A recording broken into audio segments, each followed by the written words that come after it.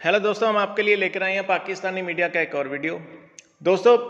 New Zealand team का cricket दौरा पाकिस्तान से रद्द होने का कारण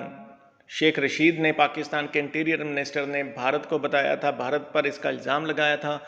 लेकिन अब पाकिस्तानी मीडिया ने ही ये खबर दी है कि 5 बड़े मुल्क, जिनमें ऑस्ट्रेलिया, अमेरिका, इंग्लैंड, न्यूजीलैंड और कनाडा, इन 5 मुल्कों की इंटेलिजेंस एजेंसीज़ का एक ग्रुप है जिसे 5 आइज़ के नाम से जाना जाता है। इस ग्रुप ने ये इन्फॉर्मेशन दी थी कि पाकिस्तान के अंदर न्यूजीलैंड की टीम पर हमला हो सकता है।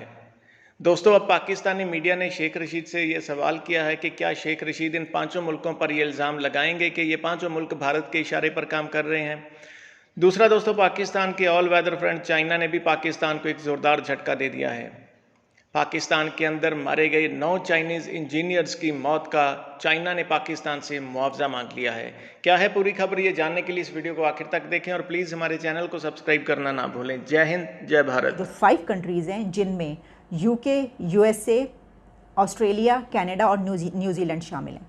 इन 5 कंट्रीज़ का जो इंटेलिजेंस एजेंसीज़ हैं, इनका ग्लोबल अलायंस है जिसको 5 आइज़ कहा जाता है। उसने ये इन्फॉर्म किया था न्यूजीलैंड को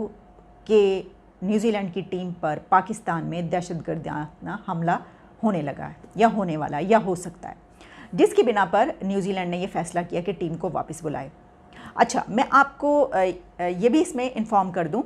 कि ये बात भी उसमें बताई गई है कि अंदर के किसी आदमी ने जो है वो नाम अपना, ये जाहिर है कि जब ऐसी खबरें बाहर आती हैं तो जो बताने वाले होते हैं वो ये कहते हैं कि नाम जो है वो ना बताया जाए। तो किसी आदमी ने अंदर के ये भी बताया है कि दरअसल जब प्राइम मिनिस्टर इमरान खान और प्राइम मिनिस्टर जेसिंडा आर्डन के बीच बातचीत हुई थी तो पीएम जेसिंडा आर्डन ने उनको ये बताया था कि ये जो हमला है, जो इन्फॉर्मेशन उनको मिली है उसके मुताबिक पहले दिन ही न्यूजीलैंड की टीम के स्टेडियम पहुंचने तक, उस दौरान, स्टेडियम पहुंचने से पहले या स्टेडियम पहुंचने के बाद स्टेडियम में या रास्ते में या होटल में कहीं पर हो सकता है। ये बात भी सामने आई है, पहले दिन ही होने के जो हैं ये बताया जा रहा था उस दौरान। शायद यही वजह थी कि जो टीम है वो बाहर निकलने का नाम नहीं, यानी उसने कहा था कि नहीं हम जो है, हालांकि शेख रशीद साहब की तरफ से ये भी कहा गया, जो कि एक बहुत ही, क्या कहना चाहिए, एक बेवकूफ़ाना सी बात तो नहीं, यानी उन्होंने ये फ्री हैंड उनको दिया था कि अगर आप चाहें तो आप खाली स्टेडियम में खेल लें, यानी ये कि जो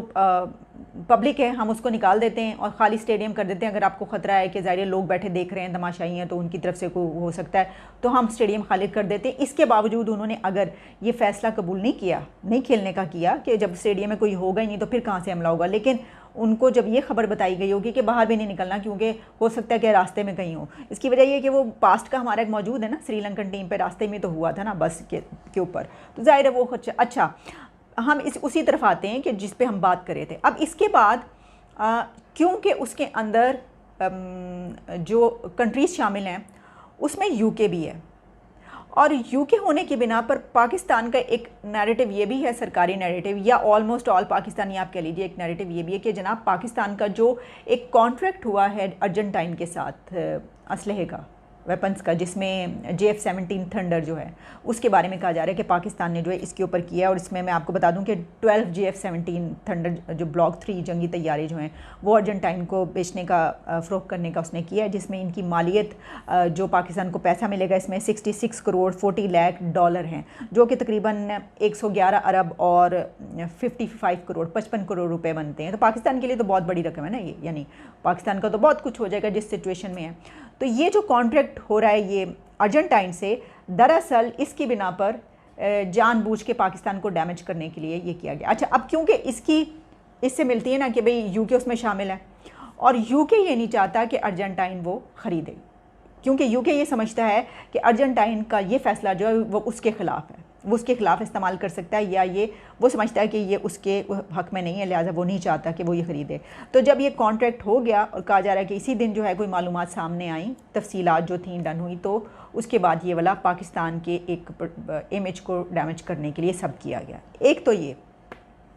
तो फिर मेरा सवाल यहाँ पर ये होगा, अगर ऐसा था तो फिर शेख रशीद साहब जो हैं वो जैसे ही आए, उन्होंने आते ही सारा मलबा जो है वो इंडिया पे क्यों डाल दिया, सब कुछ उनके ऊपर क्यों थोप दिया? फिर आप थोड़ा इंतज़ार करते, आप देखते, अगर आपको ये वाली चीज़ों का पता था तो फिर इन कंट्रीज़ का नाम भी लिया जाता ना, इनको भी किया जाता। लेकिन होता क्या है, देखिए माशाल्लाह से हमारे जो होम मिनिस्टर है ना, उनका तो काम ही है, इंटीरियर मिनिस्टर शेख रशीद साहब, उन्होंने आते ही बैठना है, सबसे पहले एजेंसीज़ को जो है सिक्योर करना है, उनके हक़ में बोलते चले जाना है, बोलते चले जाना है, इदारों के हक़ में बोलना है, इस्टेब्लिशमेंट की तारीफ़ें कर करके ख़त्म हो जाना है, दुनिया का जो है टॉप क्लास ये वो सब जानते हैं ना। लेकिन लगता है इस तरह अच्छा जो खबर होती है उस पर थोड़ा सा बोलते हैं, अभी खबर ब्रेक भी नहीं हुई होती उसका सोल्यूशन बता देते हैं, आते हैं ना, उनका काम ये है।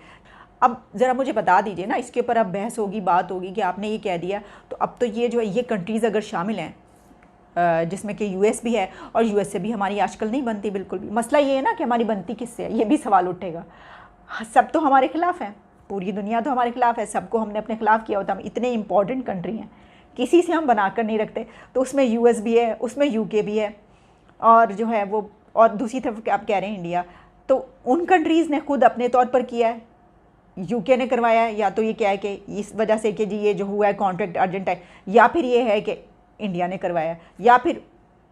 भारत ने सब कंट्रीज़ को अपने पीछे लगाया हुआ है और वही करवा रहा है सब कुछ। तो अब हमें कोई ना कोई तो इसमें नैरेटिव लेना पड़ेगा, या फिर एक और है बड़े ही आसान सा, वो ये है कि हम कहें कि इन सब ने मिलकर ये करवाया, this is the best solution. तो एक बात यहाँ पर ये कि क्या पाकिस्तान में हमले नहीं होते? देखिए हम इससे इनकार नहीं करें, अब ये क्योंकि न्यूजीलैंड के अपने अखबार में जो है ये खबर शाया हो गई है, हो सकता है कंट्रीज़ का ये ऑब्जेक्टिव हो, ये हो सकता है कि ख़बर कोई ऐसी हो और उसके ऊपर प्रेशर डाला गया न्यूजीलैंड को कि भाई ख़बर है तो फिर आप वापस बुला लें, आप ऐसा जो है रिस्क ना लें, ये मुमकिन है। और ये कि ख़बर थी ही नहीं, कोई हमले की ख़बर थी नहीं, उसको हम अगर फ़र्ज़ कीजिए झुटलाना चाहें भी अगर इसको, तो क्या पाकिस्तान में हमला कभी नहीं हुआ? पाकिस्तान में तो अक्सर औक़ात हमले होते रहते हैं ना। अभी अफ़गानिस्तान की सिचुएशन के बाद कोयटा में, फिर उसके बाद मकामी जो वो कबायली जो इलाके हैं, उसके बाद शहरों में भी, तो फिर हम ये कैसे कहेंगे कि भाई नहीं हो सकता? होने को तो हो सकता है। फिर माजी में हम एक जो श्रीलंका टीम है उसका भी हमारा पास्ट एक मौजूद है, हमारी टीम होगी और हम जो है किसी दूसरे मुल्क में गई हुई होगी और हमें ऐसी इत्तला मिलेगी और हम कहेंगे कि हम अपनी टीम को वापस बुला रहे हैं, तो क्या वो कंट्री अगर कहेगा तो हम उस टीम को वापस नहीं बुलाएंगे? वैसे हम नहीं बुला, हम पता क्या कहेंगे, हम तो ये कहेंगे अगर ऐसा होगा, हम कहेंगे ओ जान अल्लाह को देनी है,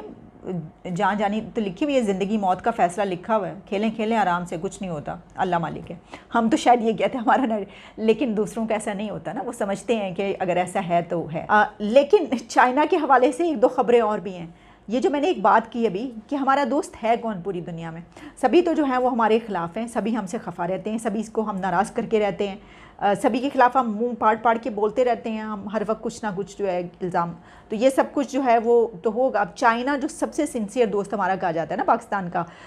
उसके हवाले से भी ये खबर आ रही है जो कि इंटरनेशनल मीडिया ने बताई थी। चाइनीज़ कंपनी है वो पाकिस्तान में जासूसी कर रही थी, और जो प्रोजेक्ट था उसके दौरान जो पाकिस्तान की एयर सर्वेलेंस के अलावा इदारों की निगरानी और बहुत सारी चीज़ों की निगरानी चाइनीज़ कंपनी की तरफ से की जा रही थी। लेकिन एक दासू के हवाले से भी खबर है, वो ये है कि ये जो कही जा रही थी बात के दासू का मामला जो है सब कुछ ख़त्म हो गया, बिल्कुल क्लियर हो गया, everything is okay now, know everything is not okay.